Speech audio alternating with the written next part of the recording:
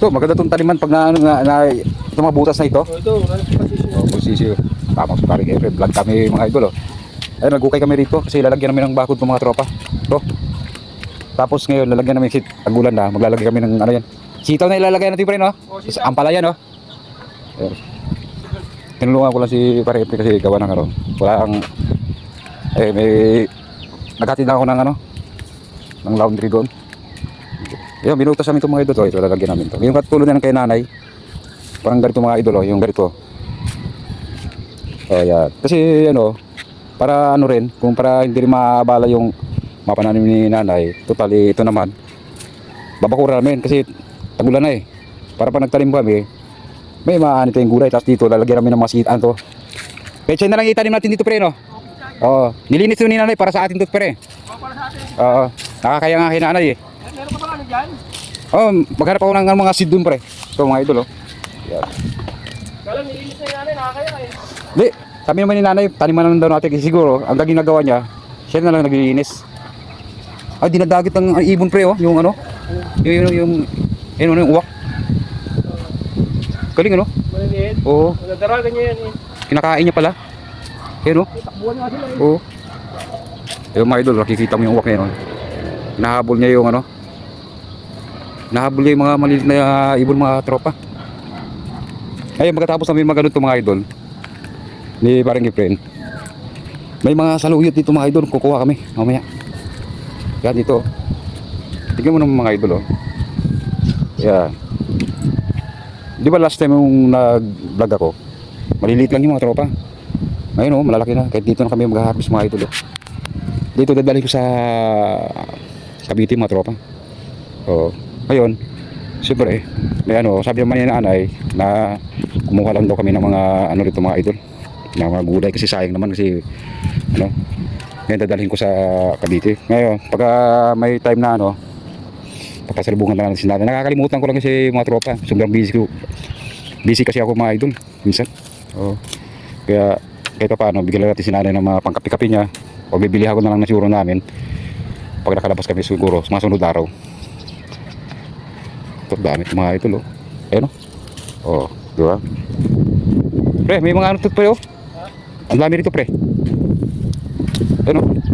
Ayun, may lulutuin ka naman sa vlog mo. Oh, ito ibigay ko sa anak ni Commander. Sa may patula to pre, no?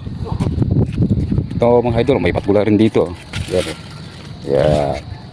Papalaki lang na yan. Oh, sige pre. Patuloy ko na lang mamaya.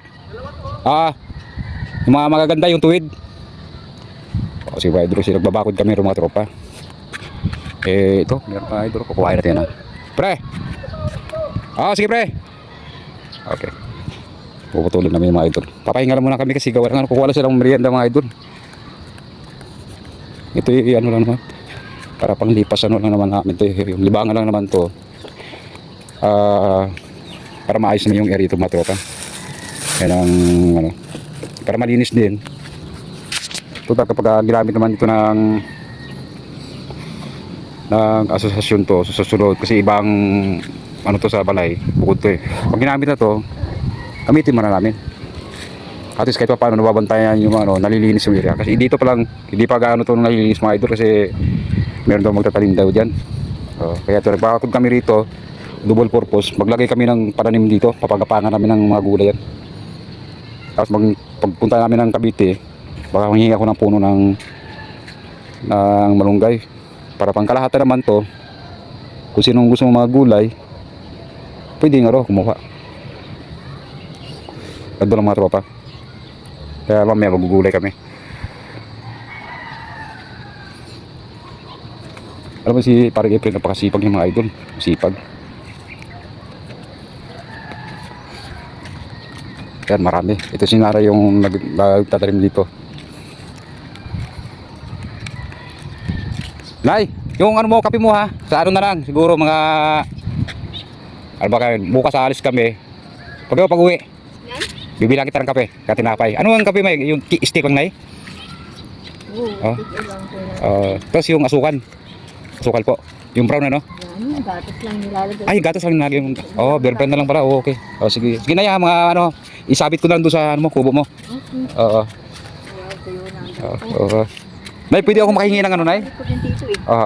Pakihingi ako ng ano mo, yung saluyot. Kukuha kami mamaya. Sige po. Kahit na yun. Tagos ng kamuti. Sige po, kasi dadalhin ko sa anak ni Pres. Kasi mahilig sa gulay yun eh.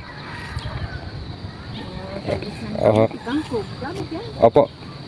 Ginagamas ko na yung sinabi nilang spinach kasi matinig. Matinik po yun. Hirap sa laman. Asabi siya. Masakit sa kamay yun na yun, no?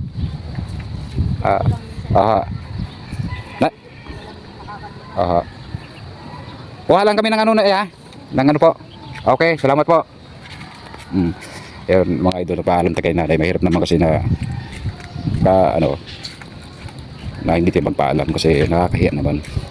Mabait yung matanda. Kasi yan naman nilibangan niya mga idol eh. Ang pagtatanim. Kaya doon sa yung nagagalit sa kanya na bakit sinakop niya raw lahat yan. Hindi rason para pangkalahatan naman itong ginagawa niya. Para may pagkain din ng mga taga rito. Yun ang pinakamagandang purpose mga idol. Bait yan si nanay. Ang kakilala kasi yung hipag niyan ng asawa ko mga idol. Ito mga idol. Kukuhain na lang natin to kasi baka maunahan pa tayo ng iba, diba? Paunahan lang dito mga idol pag mahilig ka sa gulay. Kaya diyak matutuwa yung mapagbigyan natin dito. At siyempre minsan nagbibigay rin naman sa akin yun kaya kung mayroong bibigay sa akin, iabot sa akin yung papagbigyan ko dito, ayun na lang ibibigay ko na kay nanay na pambili niya ng tinapay tsaka gatas kape. Kung sumahodan tayo sa YouTube tsaka sa page mga idol, bakit hindi natin sila tutulungan, diba? Ayun talaga ang pinaka-content ko mga idol kapag ako kumita sa vlogging. May i-share din natin. Ako hindi naman talaga ako madamot. Mapagbigay rin tayong tao eh. Hindi tayo madamot kasi total ano naman tayo. May mabuting puso naman tayo. Yun, no? Nandito na sa baba yung iba mga idol, oh. Kita mo yan? Yun, ayos. Okay mga idol, mahaba na yung vlog natin. Kasi dito na lang. Sa part 2 na lang ulit tayo. Mamaya mga harvest kami ng ni Paring Efren. Pakisupport na rin yung Facebook page natin.